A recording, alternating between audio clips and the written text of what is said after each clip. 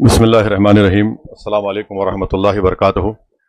شہنشین بدشریف فرما صدر all India Muslim personal law board حضرت مولانا خالد سیف اللہ رحمانی صاحب، وہ تمام ملی تنظیموں کے ذمہ داران، معزز حاضرین اکرام، میں سب سے پہلے مذمت کرتا ہوں، کنڈیم کرتا ہوں مرکزی حکومت اور وزیر اعظم کے اس فیصلے کے کہ آج انہوں نے ہم کو احتجاج کرنے کا بھی موقع نہیں دیا اور صرف 100 لوگ کے ساتھ یہ کہا کہ پرمیشن دیا گیا کہ ہم یہاں پر احتجاج کریں۔ یہ ان کی ہٹلر شاہی ہے، یہ ان کا ڈکٹیٹورل ایٹیٹیوڈ یا ان کی ایک مانسکتا کو دکھاتا ہے۔ اگر کوئی پردھان منتری کی تعریف میں کوئی جلسہ کرنا چاہتا تو بی جے پی 10,000 لوگوں کا پرمیشن دیتی۔ دوسری بات یہ ہے کہ ہم کو بڑی مایوسی ہوئی اور جو سپریم کورٹ میں جو انٹریم آرڈر آیا وہ یقیناً وقف کی جائیدادوں کو بچا نہیں پائے گا، کیونکہ آپ جانتے ہیں کہ جو انٹریم آرڈر ہے وہ صرف سیکشن 3C جو کلیکٹر کو اجازت تھی اس کے اوپر کسی حد تک روک تھام لگائی گئی۔ 5 سال کا جو لزوم ہے کہ اس کو مسلمان ثابت ہونا، کورٹ نے کہا کہ رول بنائے جائیں، تو وہ ایک کنڈیشنل سٹے ہے۔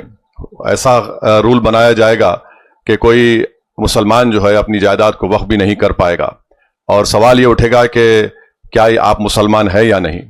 دوسری بات یہ ہے کہ ہم لوگ خوش نہ ہوں کہ سیکشن 3C پر روک لگ گئی۔ ایک ڈیزگنیٹڈ آفیسر ہوگا جو تحقیقات کرے گا، اور دلی میں 123 پراپرٹیز ہیں جس کا DDA کہتا ہے کہ ان کی جائیداد ہے، جس میں ایک مسجد کے امام محب اللہ ندوی صاحب ہیں۔ تو آپ لکھ کر رکھ لیجئے کہ ان 123 پراپرٹیز پر بھی بھارت کے وزیر اعظم کی نظر ہے کہ کیسا اس کو حاصل کیا جائے ایک ڈیزگنیٹڈ آفیسر سے۔ تیسری بات یہ ہے کہ آثار قدیمہ ASI کے تحت آپ سچر کمیٹی اٹھا کر پڑھیے، 170 پراپرٹیز سچر کمیٹی نے لکھا اپنی رپورٹ میں جو وقف کی ہیں آثار قدیمہ کے ماتحت ہیں، ان کا قبضہ ہے، یہ انکروچر لکھا ہوا ہے ورڈ۔ اب سپریم کورٹ نے اس پر سٹے نہیں دیا تو اس کا ہوگا یہ کہ جہاں یہ جائیداد وقف تھی اب یہ وقف نہیں رہے گی۔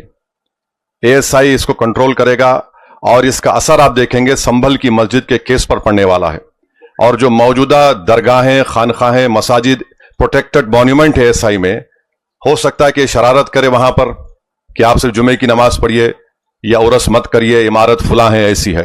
لیمیٹیشن ایکٹ تلنگانہ، آندھرا، تمل ناڈو میں ہندو اینڈومنٹ بورڈ کے اوپر لیمیٹیشن قانون نافذ نہیں ہوتا ہے، اس پر بھی سپریم کورٹ نے سٹے نہیں دیا۔ تو یعنی جہاں جہاں وقف کی پراپرٹیز پر اللیگل انکروچمنٹ ہے، قابض لوگ ہیں، وہ مالک بن جائیں گے۔ اور تیسری بات یہ ہے کہ شیڈول ٹرائب ایریا میں وقف اگر آپ کی بھی پراپرٹی ہوگی تو آپ وقف نہیں کر سکتے۔ یہ بتائیے کیسا ہوگا یہ؟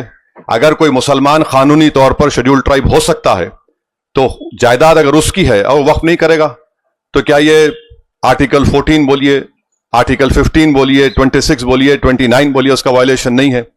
وقف والاولاد کے بارے میں ہم بات نہیں کر رہے ہیں۔ اگر کوئی وقف والاولاد کرنا چاہتا ہے تو بھارت کے وزیر اعظم کو مسلم بیٹیوں سے اتنی محبت ہے کہ ان میں اتنی ہمت نہیں ہے کہ بلخیس بانو کو بلا کر مل سکے، مورو کہہ دیے کہ آپ اپنی جائیداد کو بچیوں کا حق مار کر وقف نہیں کر سکتے۔ دوسرے دھرم میں آپ اپنی پوری جائیداد کو اپنے بھگوان یا اپنی آستھا کی بنیاد پر دے سکتے ہیں، مگر یہاں پر یہ قانون بنا دیا گیا۔ افسوس یہ ہے کہ سپریم کورٹ نے اس پر بھی سٹے نہیں دیا، تو وقف والاولاد بھی نہیں ہوگا۔ اور وقف ایویکیو پراپرٹیز ہیں جو ویسٹرن یوپی میں، چندی گڑھ میں، پنجاب ہریانہ زیادہ ہے، اب اس کا مالک کلیکٹر بن گیا۔ اور یہ مت سمجھیے کہ کلیکٹر سروے کرے گا۔ اب جب کلیکٹر سروے کرے گا تو کلیکٹر ریاستی حکومت کے ماتحت کام کرتا ہے، اور کلیکٹر ایسا سروے کر کے بولے گا یہ پراپرٹی نہیں ہے وقف کی۔ تو اگر آپ بنیادی طور پر ہم یہ کہہ سکتے ہیں کہ یہ جو سپریم کورٹ نے انٹرم سٹے دیا ہے اس سے وقف کی پراپرٹیز برباد ہو جائیں گی، اور یہ بی جے پی کی حکومت جہاں جہاں جن ریاستوں میں ان کی حکومت ہے وہاں پر وہ وقف کی پراپرٹیز کو برباد کر دیں گے۔ اور حیرت انگیز بات یہ ہے کہ پارلیمنٹ میں ڈیبیٹ سے 10 منٹ پہلے لوک سبھا میں 4 امینڈمنٹس پیش کیے گئے اسپیکر کی اجازت سے۔ اس میں شیڈول ٹرائب کا تھا، ٹرسٹ کا تھا۔ نہیں، ٹرسٹ اس لیے بنایا گیا کہ اب کوئی پراپرٹی بامبے ٹرسٹ ایکٹ کے تحت وقف ہے، تو مودی نے کہا کہ میرے دوست کو بچانا ہے، انہوں نے ایک یتیم خانے پر اپنا عالیشان محل بنایا ہے، تو انہوں نے کہا کہ اب ٹرسٹ جو پہلے بنایا گیا اور اب بنایا جائے گا وقف کی پراپرٹی نہیں ہوگی۔ تو یہ پورا ایک منصوبہ بند طریقے سے مسلمانوں کی مساجد کو، وقف کی جائیدادوں کو چھیننے کے لیے یہ قانون بنایا گیا۔ ہم یقیناً امید کر رہے تھے کہ سپریم کورٹ کی یہ 3 ججز کی بینچ इन तमाम मुतनाज़ात और इलीगल अनकॉन्स्टिट्यूशनल अमेंडमेंट्स पर रोक लगाएगी।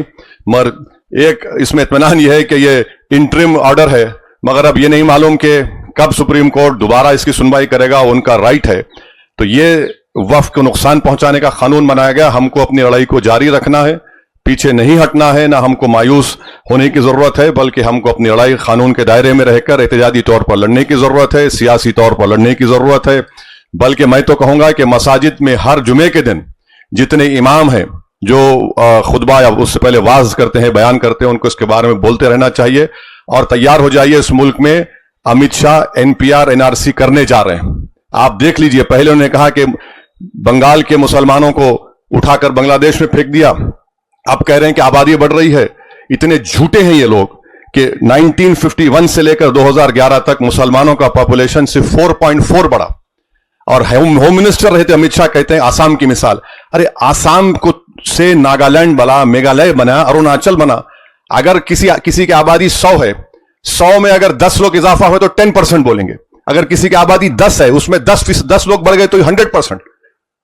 तो ये इनका मामला है। तो ये एनपीआर एनआरसी भी कराना चाह रहे, 12 हर तरीके से मुसलमानों की शनाख्त को खत्म करना चाह रहे हैं, मुसलमानों की मजहबी जो शनाख्त है उसको खत्म करना चाह रहे हैं, मुसलमानों की जो मजहबी इबादत गाहें उसको छीनने के लिए कानून बनाया गया। इससे कोई मकसद नहीं, सिर्फ तबाह बर्बाद करना है, हमको बचाना है। जिस चीज का मालिक अल्लाह है, उसके लिए इंशाअल्लाह हम तमाम कोशिश करना है। पर्सनल लॉ बोर्ड के साथ हम थे और रहेंगे इंशाअल्लाह ताला। आज 100 यहां पर जमा है, मैं लिख के दे रहा हूं वजीर आजम, इंशाअल्लाह ताला एक वक्त आएगा यहां पर 2 लाख लोग जमा होंगे तुम्हारे इस काले कानून के खिलाफ। सलाम वालेकुम।